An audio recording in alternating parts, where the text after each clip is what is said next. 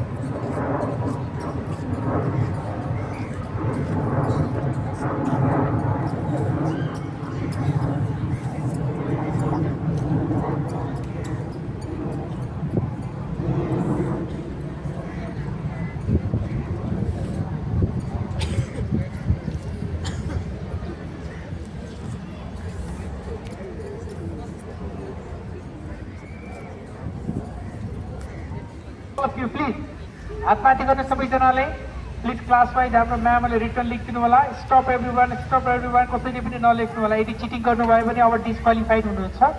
So यहाँले जति गर्नुभयो र यहाँले अझै जोसले हुनुहुन्छ उहाँले अझै प्र्याक्टिस गर्नुहुनेछ र 8 मिनटमा सक्नको लागि ट्राई गर्नुहुनेछ। अब यहाँले कसैले पनि चिटिङ चाहिँ नगर्नु होला प्लिज। ओके, र जसले एन्सर सिट दिइसक्नु भएको छ उहाँले ह्यान्ड्स डाउन गर्न सक्नुहुनेछ।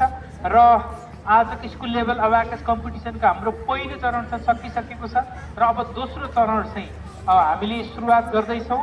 र पहिलो चाहिँ हाम्रो क्लास 1 2 3 र अब चाहिँ हामी 4 5 6 4 5 अब हामी 2 क्लास मात्र 4 5 को चाहिँ अब हामी गर्दैछौँ र 4 5 को पक्कै पनि